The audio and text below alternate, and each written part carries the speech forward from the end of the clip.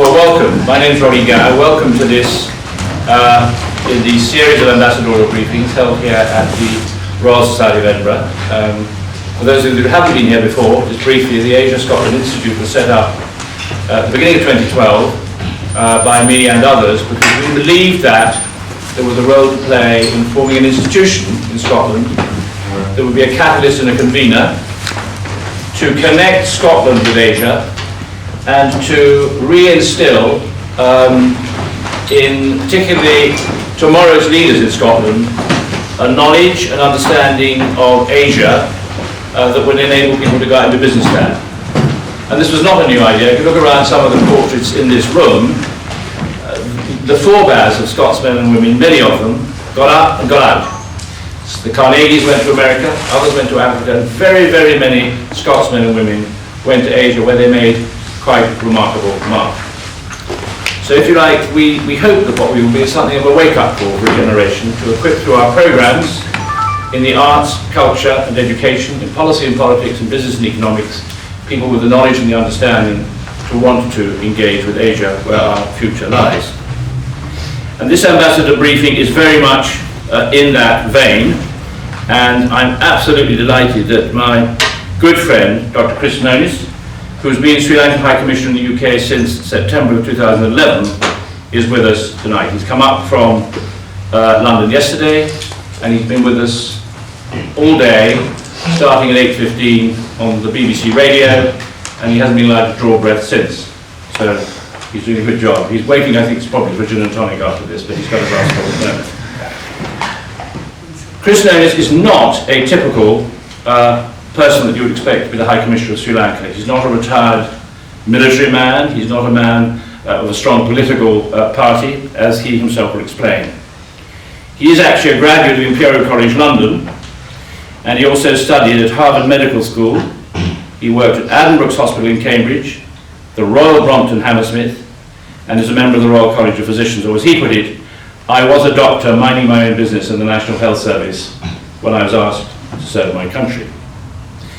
He is currently the Deputy Chairman of the Royal Commonwealth Society in London and is also a board member of the very important Commonwealth Business Council. He heads the Sri Lankan Advisory Board of the British Asian Trust, which is one of Prince Charles's charities, and he has previously served on the boards of Sri Lankan Airlines and the Export Development Board of Sri Lanka. In addition, and interestingly for the Scots here, he is the chairman of the Mackwoods group of companies, established in 1841 by one Captain Mackwood, which is a very substantial now grouping of companies in Sri Lanka in the tea and the leisure industries. He also chairs both the Mackwoods Research Foundation, which was established to stimulate scientific research and innovative thought, and the Mendes Mackwoods Charity Fund for rural upliftment and poverty alleviation. Now, the links between Scotland and Sri Lanka are interesting, and briefly, the British arrived in 1795, after the Portuguese, who were there in 1605, who were kicked out by the Dutch in 1650, and then the British got rid of the Dutch between 1795 and 1796. And in 1815, not a significant year for other reasons in Europe, Britain came to control the whole island. And there have been some notable Scots who travelled out to Sri Lanka. For example, Lachlan Macquarie from Mull led the mainly Scottish 73rd Regiment to victory over the Dutch.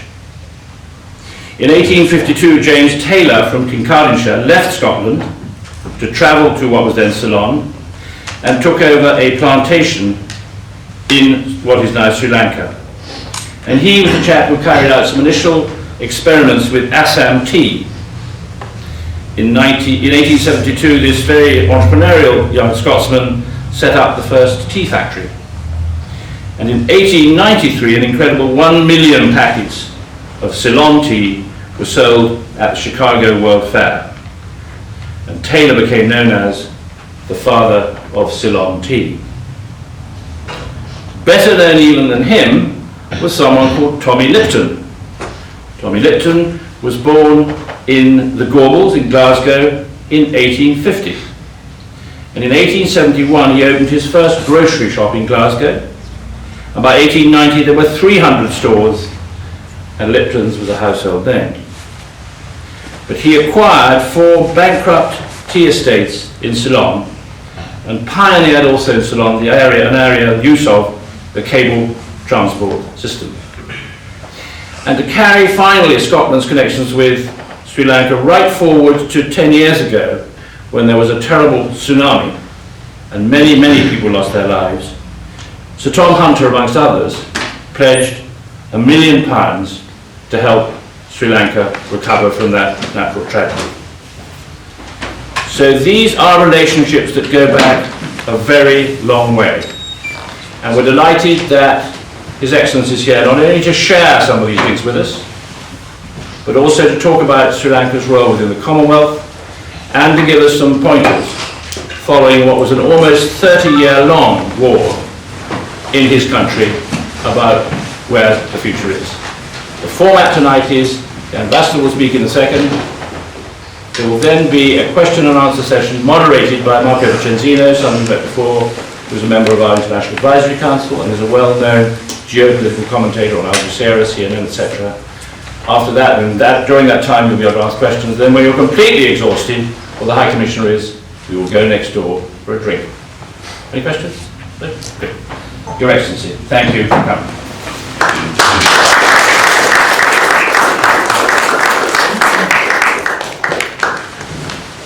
Well, thank you very much, Roddy, for that introduction. It's really a privilege, a pleasure to be at this Royal Society. Welcome to all of you, and particularly speaking at a forum with the Asia Scotland Institute. Roddy's already, I think, highlighted the strong connections between Sri Lanka and Scotland. We owe it to those intrepid, industrious Scotsmen who actually pioneered what is today one of our major industries, the tea industry. And if you actually travel around, those of you who've been around to Sri Lanka, those of you who in the future, if you travel around Sri Lanka, not only on the tea but even on the rubber estates, one often finds so many Scottish names dotted all around the place. And even the area in Nurelia, which is common to call Little England, one even sees some lovely houses with similar architecture and so on. So it's really fascinating how things have remained in the same manner, because I think it was very brave of them to have braved the very inclement weather, to have braved all those hills, because you know the hills go up to 6,500 feet, and it's not always easy with the fog and the mist and everything else. But it's really a testament to all the people of Scotland, particularly those who were planters there and spent most of their lives there. And as Roddy quite rightly points out, our own company, the Mackerel Group, which is the second oldest, the oldest is actually George Stewart's, again another great Scottish company, still continues to this day, amongst many others. I'm very pleased and enormously privileged to be asked to lecture here, and I think it's also very important for Sri Lanka, particularly that we're now a few years post-conflict. As you know, we've had a 2,500 year heritage, a very rich culture, history and heritage in our country. We've been living as a heterogeneous society for so many thousands of years. We were, as Roddy said, subsequently colonized by the Portuguese and then the Dutch and then the British.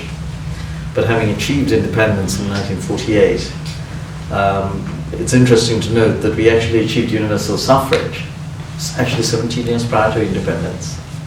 And we've always subscribed to the principles of democracy and development, the twin pillars of the Commonwealth. We're also proud that we had the world's first female Prime Minister.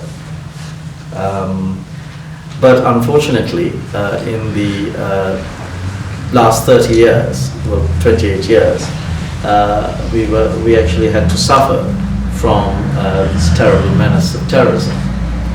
And that set us back an enormous amount. We had to, I think the terrorists sunk to hitherto unknown levels of depravity. They pioneered child soldiers, they pioneered suicide bombers, they pioneered the world's first terrorist air capability by having 2 light planes. They killed over the majority of their own Tamil academics and leaders. And what many people don't realize is that Prabhakaran, when he first started terrorism on the first day, this Tamil leader of terrorists, he did not kill Sinhalese people or Muslim people. He actually started terrorism by killing the very upright, decent Tamil mayor of Jaffna, Alfred Duraiappah, and 17 others with them. So this was a rebel without a cause.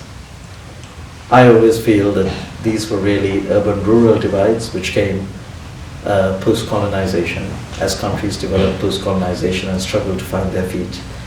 I think it was really an urban-rural divide that was subsequently ethnicized and politicized by lots of different quarters. I don't subscribe to the view that some people had. This was a civil war. It was never a civil war.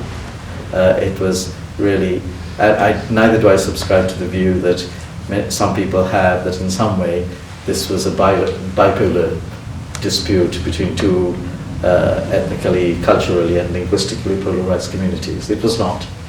This was a conflict between, on the one hand, Tamil, Sinhalese, Muslim, Burqa, Malay people versus terrorists. Because if it were not, the Tamil terrorists would never have killed so ruthlessly all his rival Tamil organizations, the Tamil Youth Front, the Tamil Youth Organization, the PLOTE. He would never have killed one of our greatest Tamil foreign ministers, Lakshman Kadurgama. He would never have killed the great Tamil academics, Kethesh Loganathan, Neelam Tiruchalvam.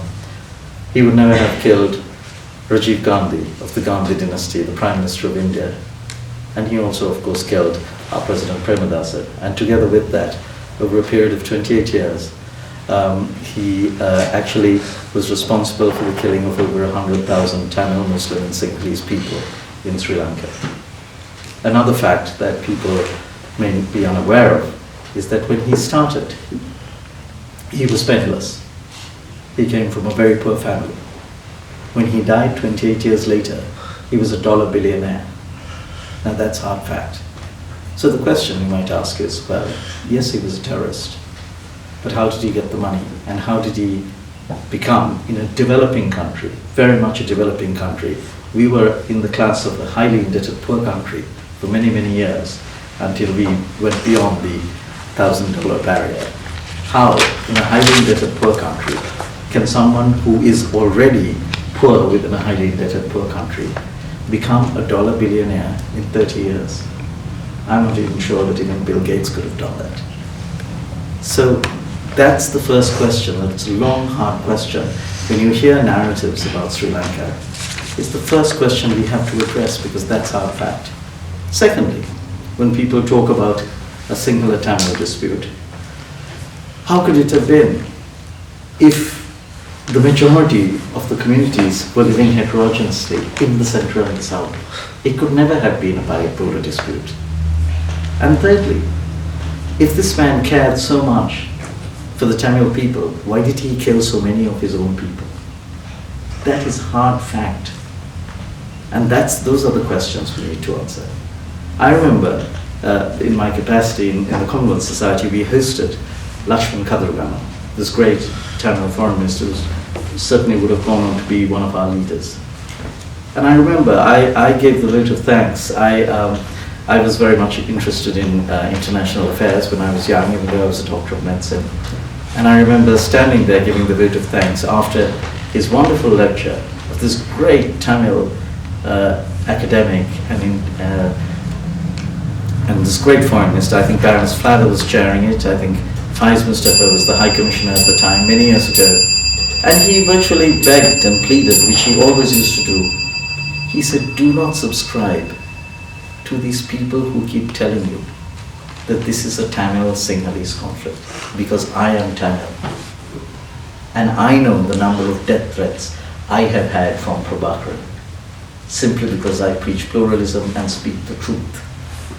And he practically begged many times. He said, why is it that you have not outlawed terrorism? Why is it that the European Union took 14 years after India proscribed terrorism? Why did it take 14 years for the EU to be finally convinced that these were terrorists? These were not freedom fighters. These were people who mercilessly killed their own people. Sadly, Lakshman Kadurgama, the year after that, was assassinated by Prabhakaran, the terrorist leader. But I remember that day when I so proudly gave the vote of thanks at this great gentleman's speech. So these are the realities that maybe people don't hear here. Why?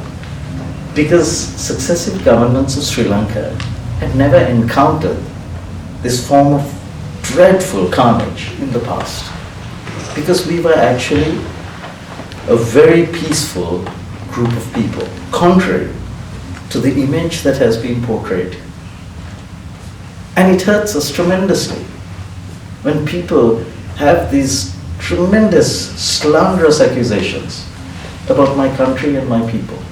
It hurts me. Why? I grew up in England. I lived here for 28 years.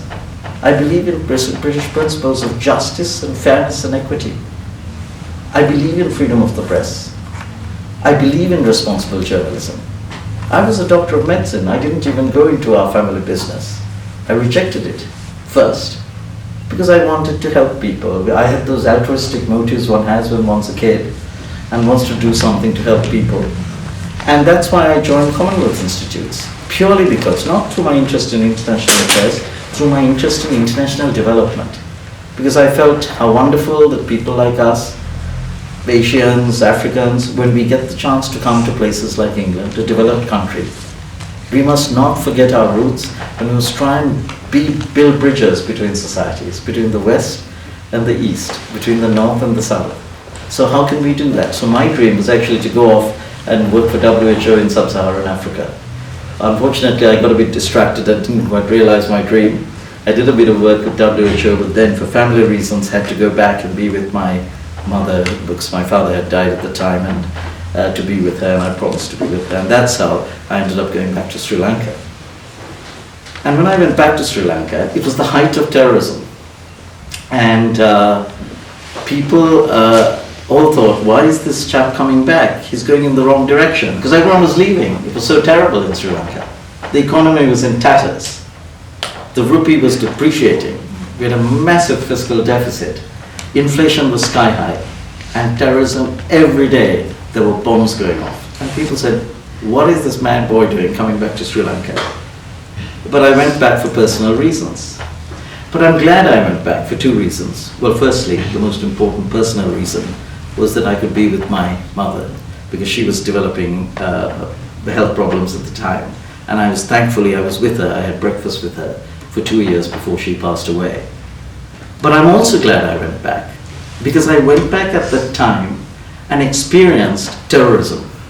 And I experienced what the innocent Sinhalese, Tamil and Muslim and Burgher and Malay people experienced with the sadism of this terrorist leader, which is something that people tremendously forget, particularly when they have vitriolic campaigns against us, because they've not experienced it. Do you know what it is like to have to go to work when your baby sister has to go to work and text you, yes, I got to work safely, and then you hear there's a bomb going off, and then you have to run to bring her back, and then you have to make a decision, and then when there are 50 checkpoints along the roads, and you don't know, and when your aunt dies in a van from a bomb attack, and your cousin dies, and do you have any idea what this is? That's what we lived through. And in May 2009, under the leadership of President Mahinda Rajapaksa, on the 17th of May 2009, we finally achieved peace, because the day Prabhakaran was killed, terrorism stopped, and we have not had a single bomb in the country since. And today, the tragedies, people criticize us for it. The question I ask you is, if your child was walking across the road and someone points a gun at their head and is just about to shoot them, what do you do?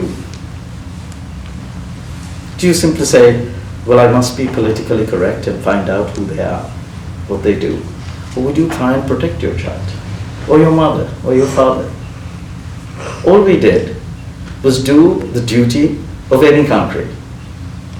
We protected our people against terrorists. And we would do it again. And any country would do it. Britain did it with Northern Ireland. Every country, the United States did it with Osama bin Laden.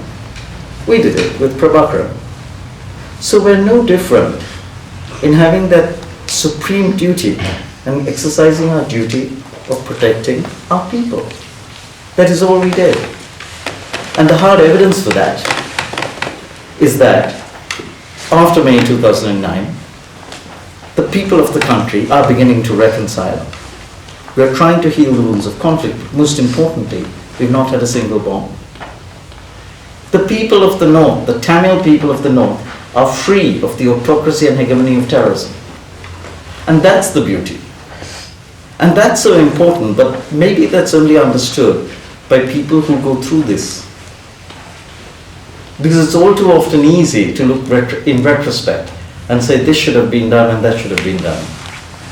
When you're faced with bombs going all around you, what else can you do except protect your people? Because terrorists, unlike others, don't wear a badge saying I'm a terrorist. That's the whole point, and people forget this. Have you ever seen a terrorist and being able to identify him or her? I haven't. Because that's how they exercise their job. A terrorist is someone who is disguised not as a terrorist and terrorizes an innocent civilian population. We seem to forget that. It is not a conventional army.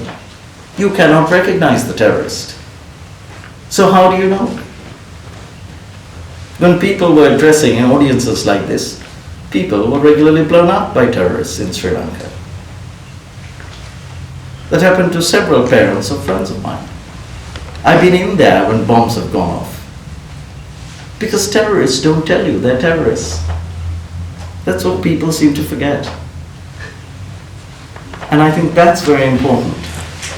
But how are we now? We're moving on. We've got a very comprehensive reconciliation, rehabilitation, reconstruction program in the country. The economy is booming. We've got over 7% GDP growth rate in the country. But interestingly, the regional growth rate of the north and east, the conflict-affected areas, is over 25%. We've poured over $1 billion, even though we're a developing country, into two programs, Nagini Navodaya and Uttara Vasantaya, the awakening of the north and east. And that's hard evidence. The fact that there's a regional growth rate of over 25% is hard evidence of what is going in to the north and east, to the conflict-affected areas. We had the greatest hostage rescue operation probably in global history. When Prabhakaran was trying to use these people as a human shield, we saved 297,000 people. We fed them, we clothed them. When they were there in the IDP camps or welfare camps, people heavily criticized us. They said, look at these people. They're being kept deliberately in camps. Why on earth would we save people if we wanted to keep them deliberately in camps? We kept them in camps until we demined the areas. There were over 1.5 million mines and unexploded ordnances left behind by the terrorists at the end of the conflict. 1.5 million.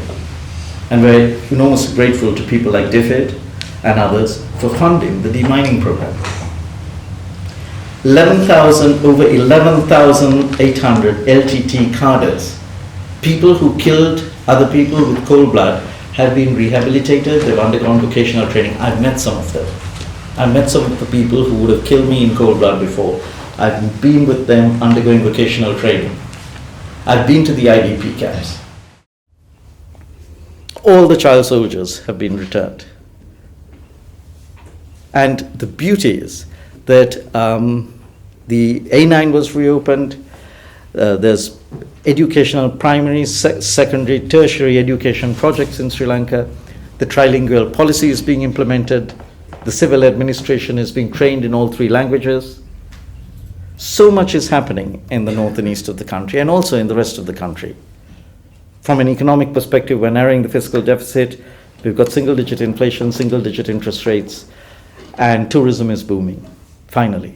We had over 1 million tourists last year, of which I'm proud to say 114,600 came from came from Britain.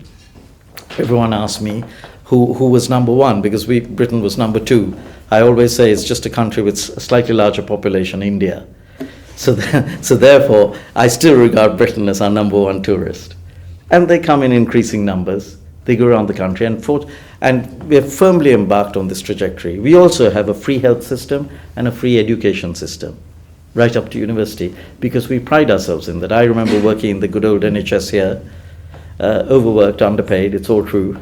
But I love the NHS because I think it was a wonderful institution, and I don't think you should ever give it up. It's wonderful the way everyone gets together and goes way beyond what they have to do for the sake of treating the patient. And we also value that in Sri Lanka. We've had it for years. We've also had a free educational system, and we've got one of the highest literacy rates, over 90% in Asia. In addition to that, we are embracing change. We're embracing a knowledge-driven economy. We've just established a nanotechnology institute. We've got biotechnology research centers, and also we have a very good IT literacy rate.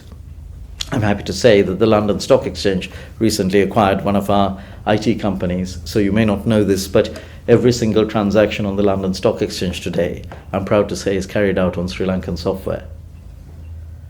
And also, if you bank with HSBC, which I'm sure many of you do, at least 15% of all your checks in England are cleared by about 600 youth in Sri Lanka.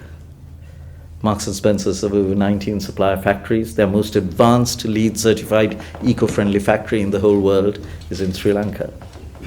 And there are many others like that. We have wonderful exchange programs and all the rest.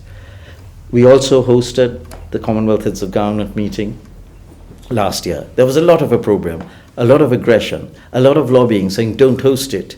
These people don't suit it. These people don't fit the thing. Why? Because there's a small group of people who funded the terrorists, who had invested with Prabhakaran, who are now out of business. So the money we spent on fighting the conflict, we are now spending on reconciliation and reconstruction. The money they spent, even though it was raised by coercion and has dropped down to about 10%, still over 10 to 12 million pounds is available in Britain alone for the funders of terrorism. So what is being fought today, as I've said before, is a proxy propaganda war. They fund think tanks, they lobby legislators, they lobby political parties, and they lobby parliamentarians. And that is the tragedy. So all we see is a very negative, very anachronistic narrative. What can we do? We don't have the funds to be able to have great publicity events. We can speak like this and try and explain. But the greatest thing we ask you to do, come to the country. Go to the north, south, west or east of the country. But don't do the parachute trips, because many people do what are called parachute trips. We used to call this in medicine, parachute research, where you run into a country, see the capital, go to one conflict-affected area for 4 hours and say, I'm an expert in the country. Please don't. If it takes two years to do A-levels, 3 years to do a university degree, how can you possibly develop an understanding of a subject in 3 hours? Please don't do parachute trips. It does more damage than good. Go speak to the people of the north, speak to the people of the east, speak to the people of the south, and then you will see the point I'm making, that it's an urban-rural divide you see today, which is consistently ethnicized and politicized. And speak to the indigenous people in Colombo, when you realize that there's a roughly 30% split between Tamil, Muslim and Sinhalese. Look at the Colombo Stock Exchange and just take, it's all available on the web, the top 50 blue chip companies in Sri Lanka. There's an equal spread in the assets and land owned by the whole of Sri Lanka. There's an equal spread between Tamil, Muslim and Sinhalese. Some of the most iconic hotels, the most iconic companies are owned by a lot of my friends who are Tamil and Muslim, as well as Sinhalese. I sit on one or two of their boards. The most iconic hotel, the Golf Face Hotel, is owned by a great friend of mine, a great Tamil family, the Gardeners. The Queen's Hotel in Kandy. Some of the big asset-rich companies, John Keel's Holdings, majority owner is a minority. Carson's. If you look at, and that's the Cinnamon Grand and Cinnamon Lakeside. If you look at so many of the companies there, so many of the asset-rich groups, that's where then you realize that actually this narrative that is being portrayed is actually untrue. However, what Sri Lanka needs, having endured this conflict, and what Sri Lankans need, is to be given the time and the space to be able to heal the wounds. What they do not need is a very wrong narrative being portrayed by groups of people living in Britain and Canada and Australia and places to which we migrated, who actually have lost touch and not even been to Sri Lanka, or have been to Sri Lanka many years before. And that happens when people migrate. You either romanticize or demonize the country you left behind. I was a migrant at one time. You do that and you're left in a time warp. So please, what we say is, don't listen to the demagogues of division who preach division. Help us to unite our country. And Britain can play such a wonderful part. Scotland can play such a wonderful part, building on the wonderful reservoir of goodwill we have. We have probably the greatest reservoir of goodwill with the people of Britain, more than any other country. So don't subscribe to these demagogues of division. Come along to our country, join the other 114,600 British people and see why they're going. Then make up your own mind. Rather than listening to media sound bites and all this stuff, which is utterly irresponsible and only retards the reconciliation process that we're undergoing in Sri Lanka. So it is in that spirit that we were delighted that we hosted the CHOGM, because it gave the opportunity for the world's press to come to our country and see for themselves the reality. And what we look forward to as we move on is that all of you come and join us in Sri Lanka's Renaissance. I thank you.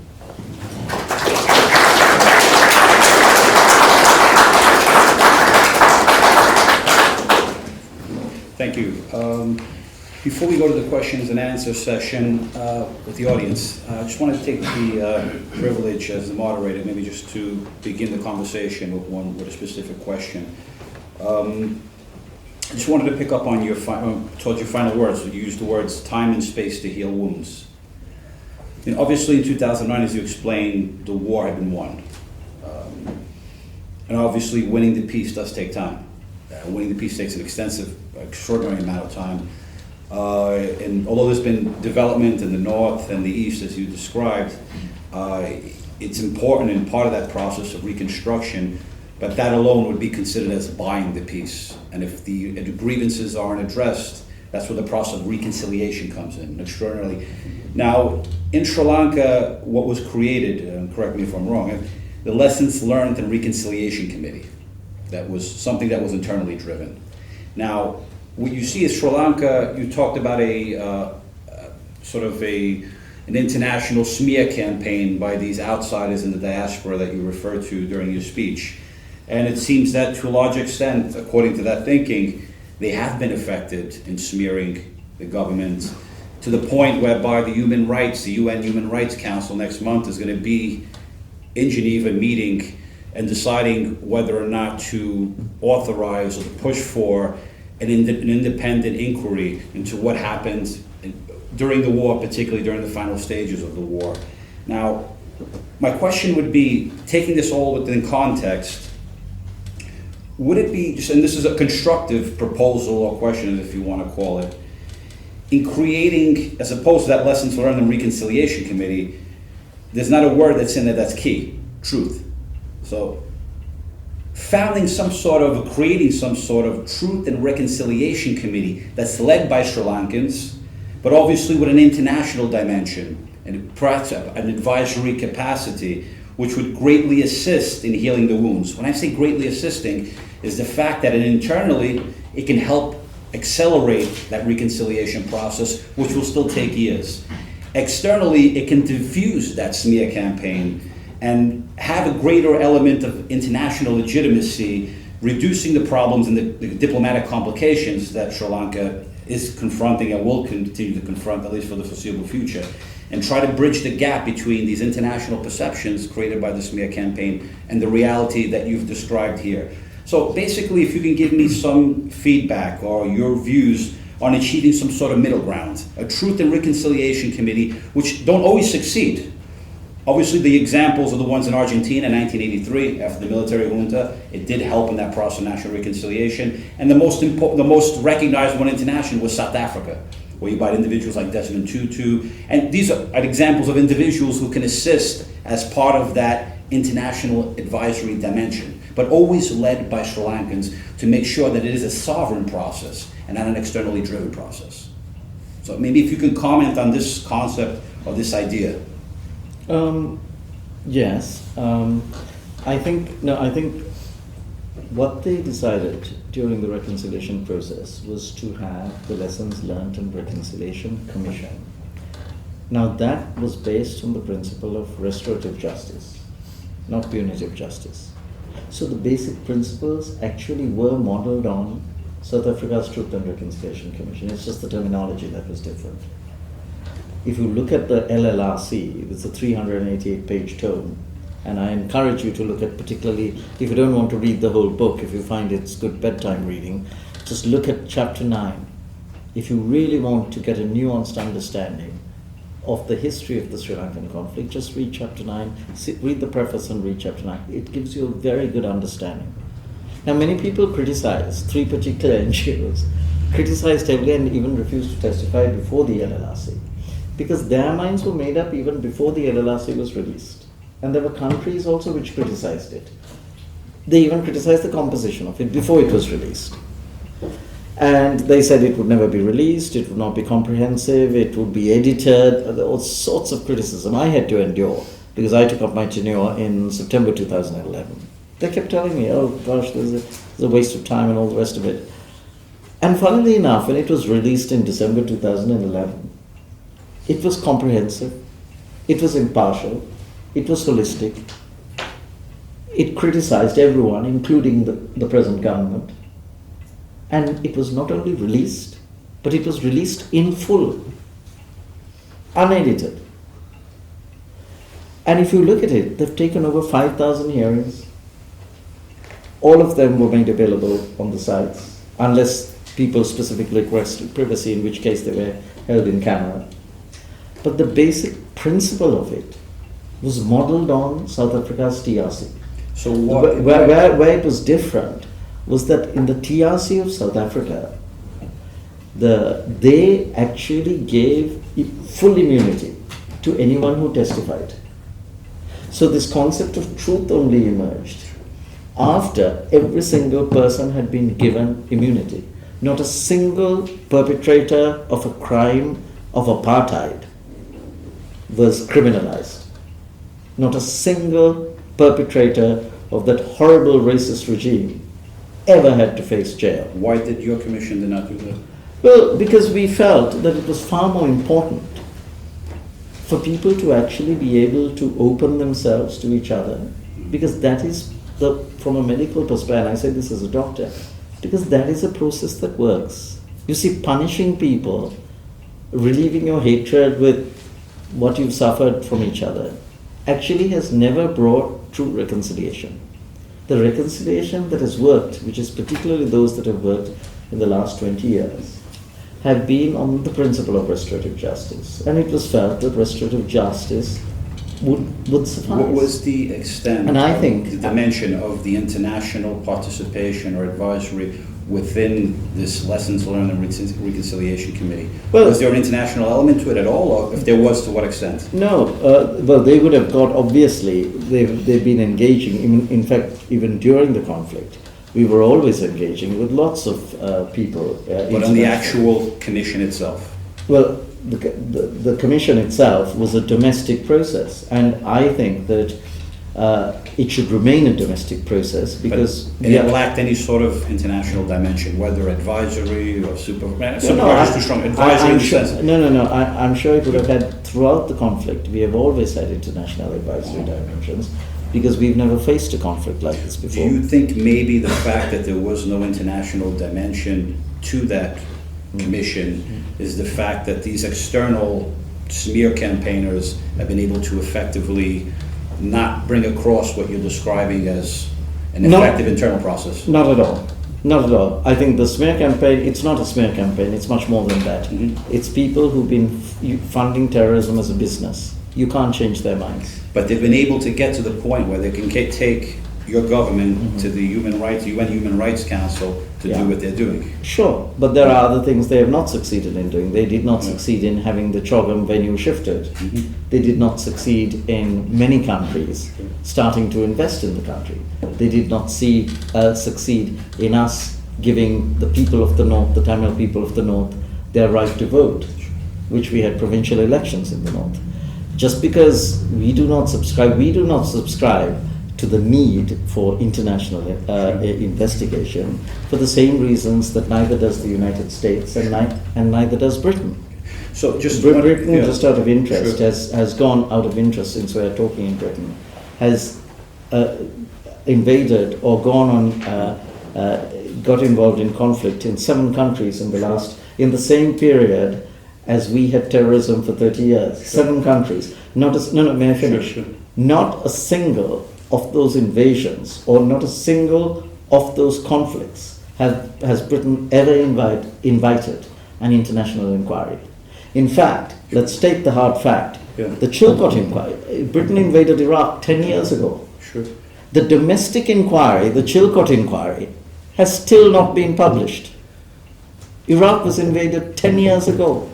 Now, that doesn't make us in any way question as to why Britain does not have an international inquiry. Just the point being, and as a final point, is that the UN Human Rights Council, if it does approve next month an independent investigation, independent inquiry, that does little to help your cause that you've described this evening. Yes, that may be so. And that's what I'm saying, is that maybe something beyond the internal process can actually help you out. Sure. No. Trying to be constructive here. We certainly have been in, obviously, in discussion with South Africa to look at the TRC and to see how we might be able to see how South Africa. The problem is, having taken part in very many reconciliation discussions, the South Africans themselves very clearly state the failures of the TRC. So the point we have to understand is we must never respond to pressure from international lobby groups. What we need to do is do something that is appropriate to the indigenous people of Sri Lanka. Because a person outside Sri Lanka has absolutely little and certainly no nuanced understanding of what the people of Sri Lanka have undergone. And that is important. Of course. And that's why the original point being was that always led by Sri Lankans, but internationally, purely an advisory, overseeing, to give that legitimacy that it may need internationally. That was it. Now, if we can go to the floor, I'll take 2 or 3 questions, please. I talk about economic development. Yes. Because if you end poverty, then you have a nice stability in the political economic system. I wanted you to break down the 7% GDP. How much is propelled by exports, how much is by domestic consumption or those industries. And the other question is, what country is the largest inward investor in Sri Lanka? Okay, can I go ahead? Sure. Your Excellency, my name is Ali Memon. I work with the Asia Scotland Institute. Moving away from the political discussion, towards the end of your talk, you invited us to come and join the Sri Lankan Renaissance. And with respect to that, I would like to ask you, organizations within Sri Lanka keen to promote culture and heritage. So for example, Lanka Heritage as an organization, which is keen to promote heritage-related products and services at a global level. How can Scotland as a country and organizations such as the Asia Scotland Institute assist in that process? Perfect. And one more question, if we perhaps from this, okay, back there, right? Hi, my name is Neil and I'm a student at the University of Edinburgh. My question is actually pertaining to the initial half of your talk. You did say that it wasn't a civil war and it was actually terrorism. Completely agree with you, it was terrorism. But I grew up in Singapore and we had to study the conflict in Sri Lanka for almost 2 years. And what we were taught was that the whole reason the conflict started was because the government was snatching land away from poor farmers in Jaffna and the other regions. So, I mean, from my point of view, Prabhakaran as a figure came into existence to answer the pleas of the oppressed. I mean, no doubt later he did evolve into a greater evil than what wasn't Prabhakaran in his initial stages sort of a necessary evil so that the oppressed Tamils, who weren't even considered citizens of Sri Lanka, could have their voices heard. Thank you. That's my question. Fair enough. So we'll take it anyway. Well, first we have the economic development question. Sorry, your name and affiliation? Susan Carpenter, From? International Markets Analyst. Perfect, excellent. And then the second on Scotland and ways of groups like ASI can assist and help in the process of developing better ties. Yeah, particularly organizations that are key to promote culture and heritage. Cultural heritage. Okay. The first one's more about economic development of the country. I'm not, of course, an economist, but what I can say is that actually we had a substantial part was a export-led group, particularly to the dynamic global giants India and China. When they opened up, we actually have a very comprehensive free trade agreement with India, and in fact therein lies an opportunity. But just to answer that third question about how Asia Scotland Institute can play a part. Well, we have strong links with Britain. There are many British companies there, but I know that Prime Minister Cameron and Britain itself is very keen to engage with both India and China. They've had huge delegations going out to both. And there's been a lot of imperative to kickstart the economy here. I know it's just starting to move again, but where we need to move is not at necessarily the large blue chips, but at the small and medium-sized enterprises throughout England, throughout Britain. And certainly therein lies the opportunity, because Sri Lanka has probably the best and most comprehensive free trade agreement with India, of any country with India. I know Singapore had one subsequently, but it was far tighter. There are over 4,500 goods either at reduced tariff or zero tariff. So if small and medium-sized enterprises from Britain want to access the billion people in India, they simply set up in Sri Lanka, had 30% value add, and with 30% value add, they can access the entire billion people in India without having to go through all the other difficulties that ensue. So that's one great opportunity. And in fact, Sri Lanka, it's a perfectly transparent process. We have also a very good similar agreement with Pakistan. And I think that has, of course, driven a lot of export-led growth. And also, of course, the emerging, the giant China. But in addition to that, there's also been a substantial amount of organic growth, simply because so much more has now, the industries have now taken off, particularly if you look at sectors like IT, where we've got a very good IT literate workforce, and also now that we have peace, finally, the tourism sector. Now, for example, the tourism, just after the end of the conflict, we had maybe 40,000 tourists, 30,000, the whole of Sri Lanka. It went up to 100, 150,000 in a year, 400, 500,000, and last year we hit 1 million tourists, over 1 million tourists. So, and there's still capacity there for inward investment. Your second question about who are the major investors? Well, actually, Britain is one of them. Britain is, but actually, it today comes from the Far East. Malaysia, for example, owns a substantial part of the mobile telephony industry of Sri Lanka through Dialog, which is Axiata today, and through Maxis Telecom. So they invested very early on, and they've gone into beyond 3G technology, and they've got a very good spread of mobile connectivity throughout the country, including the north and east. So they've got huge investments there. Hong Kong, for example, recently the Shangri-La, a lot of the hotel groups are coming in. Hyatt is developing a substantial hotel in the middle of Colombo. Shangri-La is doing 2 hotels in Colombo.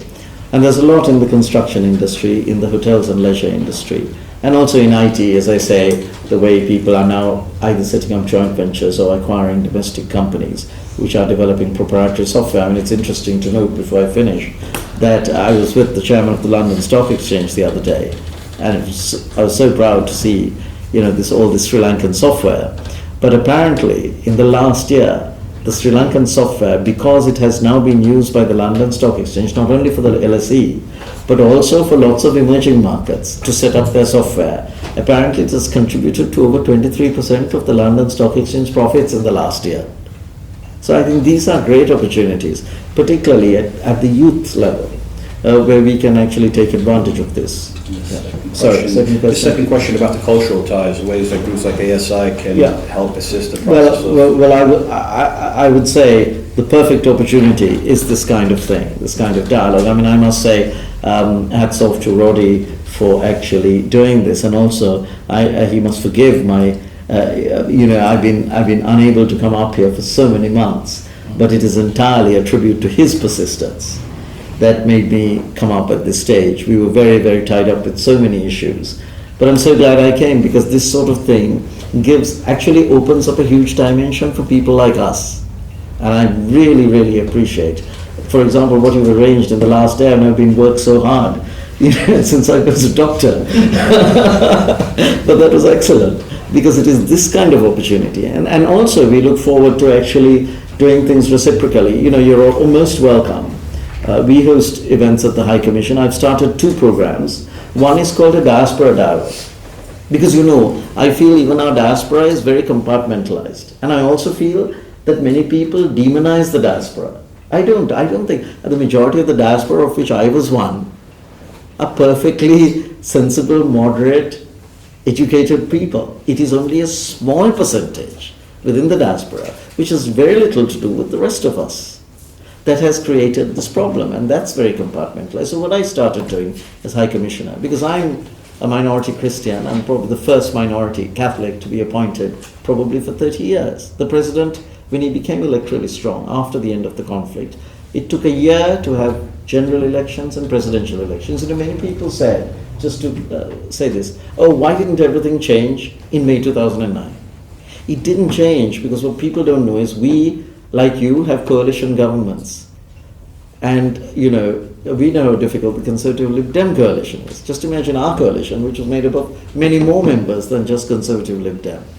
So at the end, so you do have people pulling in different directions, but after the general election and the presidential election, the subsequent year, gradually things changed. And it took a year after that. So what I always say is, if you want to judge Sri Lanka, the sincerity of Sri Lanka, judge it from 2011, because you then see everything changing.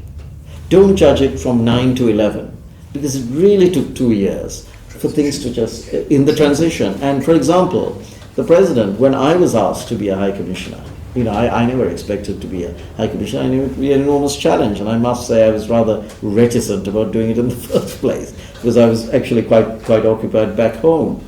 But he particularly wanted to make change, so he made 3 new appointments. He appointed Ferry Al-Ashraf, who's Muslim and female, as the High Commissioner to Singapore. He appointed at the same time Shehan Ratnavel, a friend of mine, who's Tamil and Hindu from Harrow School, as High Commissioner to South Africa. And then he asked me, who's majority Sinhalese, minority Catholic, as High Commissioner to the #1 post in London. It was difficult for me to say no, because I felt I would then have not done my bit for the country. I came here purely for that, because I did feel, having lived here for 28 years, that there's so much misunderstanding, partly because of this very anachronistic narrative. And what we need to do is change that. But we can't change that. It is for you to come there and make up your own minds. That's what we ask. The third question now, I'm going to summarize your question, you tell me if it's correct or not, right? The question being that, in the north of the country, years ago, when the conflict began or the situation was brewing, you're saying that elements of the military, we're saying not the whole military, but certain elements of the military up in the north were expropriating properties from ordinary farmers, we would call it, okay? So as a result, there was grievances that were beginning to brew. Someone like Prakharan, we can call him an extremist, he was able to seize those grievances, take ownership of those grievances, and take it to another level to politicize it beyond. Had those grievances not existed from the beginning, someone like Prakharan wouldn't have had the ability to seize those type of grievances, and then from there create his entire own narrative which led to years of conflict. Is that your point? Yes. Okay. Well, actually, that's not true. What is true is that after colonization, after the end of colonization, after we achieved independence, we went through the same process, the same enormously difficult transition that all other Commonwealth countries, the majority, went through, which is that we had been having a civilization for 2,500 years. We were a very passive and gentle race. We had never, ever invaded another country, nor did we see it fit to invade another country. And we'd never been at war with any other country. And then we were colonized, first by the Portuguese, then by the Dutch, and then by the British, during which time our kingdom fell. And during that time, there was a divide and rule policy, which was the colonial policy. And there was an artificial imposition of a division. And you see this problem happening with every country which has been colonized. Because it's very difficult for an external group to come in and understand even how to divide. And that was the problem. And what you find when people develop independence, particularly if they get independence very fast, we were seen as one of the most progressive countries. If you look at the Donoughmore Commission, the prior to independence, the Soulbury Commission, look at all of those commissions from the British. Actually, we were considered one of the most progressive colonies. India had to fight, Mahatma Gandhi had to fight for independence, and it was a fairly bloody fight. We didn't have to fight. India got independence in 47, we were given independence in 48, it came very fast. However, the problem was, we still had been colonized for practically 400 years. And that's what people fail to understand. Everyone for some reason conveniently forgets the impact of colonization and the legacy it leaves for another 100 years. I believe that you need at least 3-4 generations for people to learn to live together because they've been artificially divided. It has never, a divide and rule policy has never looked at caste, has never looked at Asian concepts of religion and culture and understood the nuances of dialect. It's been a simple divide and rule policy. And then therefore, when you get independence fast, naturally, you develop a very nationalist sentiment. And that's what developed in Sri Lanka, together with every other country. Singapore is a different concept because it's a tiny country. It's a very tiny country. Sri Lanka has 22 million people. At the time, it probably had about 15. So it's very important to understand that. What you see is a nationalist sentiment emerging. That nationalist sentiment was not against a particular ethnic group. That nationalist sentiment was really against the colonizers. Then people say, we want our own language, we want our own thing, and we want to take back all these institutions and all the rest of it. There was then a nationalization policy. We had a left-wing, there was a left-wing government at the time, and there was a nationalization policy. But it's very wrong, and that's why I disagree with you. It is very wrong to say that that was targeting a particular ethnic group. It was not. I would like to let you know that because I am Sinhalese, and my family and my grandfather lost 40,000 acres in one night. 40,000 acres. I would also like to let you know that when you talk about targeting of Tamils, that's blatantly and utterly untrue. It's a falsehood. Perfect example, I'll give you a personal example. The Queen's Hotel in Kandy, which was nationalized, we were in tourism many years ago. The Queen's Hotel, the second most iconic hotel in Sri Lanka, was nationalized from my family in the 70s. It was with successive governments. It was bought by a very good friend of mine, Sanjeev Gardiner, who is Tamil, from a great Tamil family, and he owns it today. And we're very good friends, and he's invited me onto his board. Now, do I have a grievance? Do I say that it was nationalized because I'm Sinhalese? I'm telling you a real life story here. Pick up the phone and speak to Sanjeev Gardiner. Great Tamil family. He owns my hotel. Talking real life stories. But I don't have a problem. So don't allow people to give you the wrong story because then we just subscribe to the demagogues of division. We in Sri Lanka understand the Sri Lankans. Let's all join together and unite. Thank you.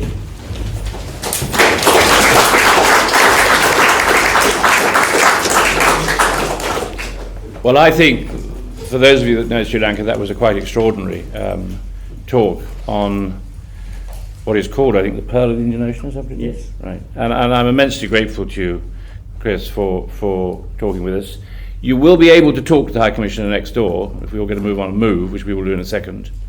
But before we do so, before I finally thank both Marco Vicenzino for his moderating, and the High Commissioner, just a few things to mention to you. This evening happened because of a team working.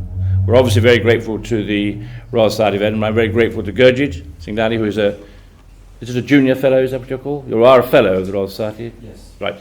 No, of the Young Academy. Okay. Royal Society. Good, thank you. And the team at the back, thank you guys. They've been in hot pursuit of a number of you, so watch out, you're going to be made to sign up and join. We've got some things coming up. The next in the ambassadorial series is John Wilkes. John Wilkes is an ambassador. He's the British Special Envoy dealing with the Syrian opposition. And he will be here on probably the 20th of March to talk about that. On the 27th of March, the Legatum Institute in London will release for the first time in Scotland its Prosperity Index, and we will be doing that here as well, and that ranks countries. I'm afraid Scotland is not broken out as a separate economic entity, but I'm sure that Mr. Salmon will look with care at how Norway and Sweden and others are ranked. And we're working on some other projects. In April, the 14th, Dominic Barton, who's the global head of McKinsey, anybody looking for a job on graduation, will be coming to talk here as well.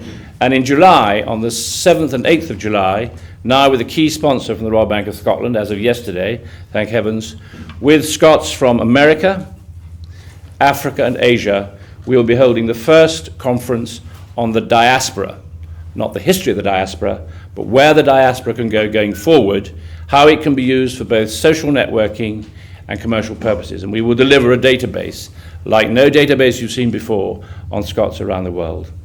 And so the beat goes on. So thank you for coming. A huge vote of thanks to our moderator and to our guest speaker. Thank you.